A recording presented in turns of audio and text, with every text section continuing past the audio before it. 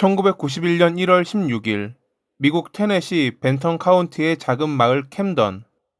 이날 이 마을의 한 주택이 불길에 휩싸였습니다. 소방차가 도착했을 때 이미 집은 전소된 상태였고, 불길은 거대한 검은 연기를 남기며 천천히 사그라들고 있었습니다. 집 안에서는 두 사람의 뼈가 발견됐습니다. 확인 결과 한 명은 집 주인인 댄이었고, 다른 한 명은 그의 약혼녀인 델라였습니다. 그런데 그들이 발견된 장소가 이상했습니다. 원래 집에서 불이 나면 밖으로 대피하거나 탈출이 불가능할 경우 방이나 구석으로 숨는 경우가 대부분인데, 그들은 거실 한가운데 있는 소파 위에서 발견된 것입니다.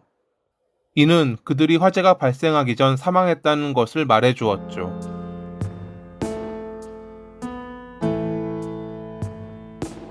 경찰은 이 화재가 살인을 감추기 위한 것이라 판단하며 데니와 델라를 살해한 범인을 찾기 위해 조사를 벌였습니다. 27살의 데니는 조개 껍데기를 채취해 팔던 근면한 남성이었습니다. 당시 조개 껍데기는 단순히 장식용이 아니라 진주 양식 산업에 쓰이는 핵으로 수출됐기에 꽤 돈이 됐다고 합니다. 데니는 강의 탁한 물속에서 산소통도 없이 직접 들어가 맨손으로 조개를 캤습니다. 시야가 거의 확보되지 않고 물살도 강해 사망사고가 종종 발생했기에 조개 껍데기는 비싼 가격에 팔렸던 것입니다. 그런데 사건 당일 약 2,500달러의 조개 껍데기가 실려 있을 그의 트럭은 사라져 있었습니다. 대신 그의 집 앞에는 약혼녀 델라의 자동차만 열쇠가 꽂혀 있는 상태로 남아 있었죠. 경찰은 범인이 데니를 위협하던 도중 델라가 방문했고, 결국 둘을 살해하고 트럭을 훔쳐 달아났다고 판단했습니다. 부검 결과 데니와 델라는 화재가 발생하기 전 총에 맞아 살해된 것으로 확인됐습니다. 그들의 두개골에선 38구경 권총에 사용되는 총알의 파편이 발견됐습니다. 이는 데니가 소유한 총은 아니었고 현장에서도 따로 발견되지는 않았습니다. 그들의 몸에 상당한 양의 휘발유가 부어졌던 것도 확인됐습니다. 화재 감식관은 현장에서 새들번이라는 흔적을 발견했습니다. 이는 화재 현장에서 특정한 모양으로 남은 그을음이나 탄 자국을 가리키는 용어로 말 안장처럼 가운데가 움푹 파이고 양쪽이 상대적으로 덜 탄 형태를 말한다고 합니다. 즉, 불의 길이 만들어져 남기는 형태인데, 현장에서 발견된 새들번은 좁은 모양으로 일정하게 이어져 있었습니다. 감식관은 이 흔적을 통해 범인이 현관에서부터 시작해 거실까지 휘발유를 부었다는 걸 알아냈습니다. 명백한 방화의 흔적, 살인을 저지른 뒤 증거를 없애기 위해 그랬던 것으로 보였죠. 얼마 뒤 데니의 집으로부터 그리 멀지 않은 공터에서 그의 빨간색 푸드트럭이 발견됐습니다. 차량 내부는 깨끗하게 치워져 있었고 트레일러는 비어 있었습니다. 범인은 트레일러에 들어있던 2,500달러에 달하는 조개 껍데기를 노렸던 것일까요? 경찰은 조개 껍데기를 매입하는 인근 지역에 있는 모든 상인에게 연락했습니다. 그중 켄터키의 한 도매상이 의심스러운 거래를 보고했습니다. 껍데기 표면이 깨져 있고 물기가 다 빠져 있었어요. 쉐이커를 거친 제품이죠. 이건 훔쳐온 느낌이더라고요. 원래 그가 있던 지역에서 조개 껍데기를 파는 이들은 대부분 채취한 그대로 팔았다고 합니다. 그렇기에 기계로 흔들리거나 걸러지는 과정이 거치는 일명 쉐이커된 제품은 보기 드물었습니다. 이 과정을 거치며 소모되는 비용도 상당했기에 대부분이 꺼려했고요. 이 때문에 불법적으로 채취 혹은 훔친 뒤 그 증거를 지우기 위해 쉐이커를 해서 가져왔다는 인상을 받은 것이죠. 판매자는 한 여성이었는데 확인 결과 그녀의 남편은 게리 브루스라는 남성이었습니다. 이름을 들은 경찰은 즉시 반응했습니다. 브루스 일가. 이 지역에서 악명 높던 이름이었죠. 브루스 일가는 네 형제와 한 어머니로 이루어져 있었습니다. 장남 제이씨, 차남 게리, 삼남 제리 리, 막내 로버트, 그리고 어머니 메리 캐슬린 브루스. 이들은 이미 지역 사회에서 공포의 대상이었습니다. 폭행, 협박, 성범죄, 절도 등 범죄 기록이 끝도 없었습니다. 장남인 제이 씨는 1974년에 한 여성을 성적으로 괴롭힌 뒤 교살해 체포된 적이 있었습니다. 그런데 그는 겨우 3년 만에 감형으로 석방됐습니다. 그 배후에는 당시 뇌물과 부패로 악명 높던 주지사 레이 블랜튼의 사면이 있었습니다. 이 사건으로 인해 사람들은 말했습니다. 브루스 일가는 법 위에 있다 라고 말이죠. 그들의 폭력과 협박은 지역 전체를 잠식했지만 다들 반항 같은 건 꿈도 꾸지 못했다고 합니다. 주먹은 법보다 가까웠으니깐요.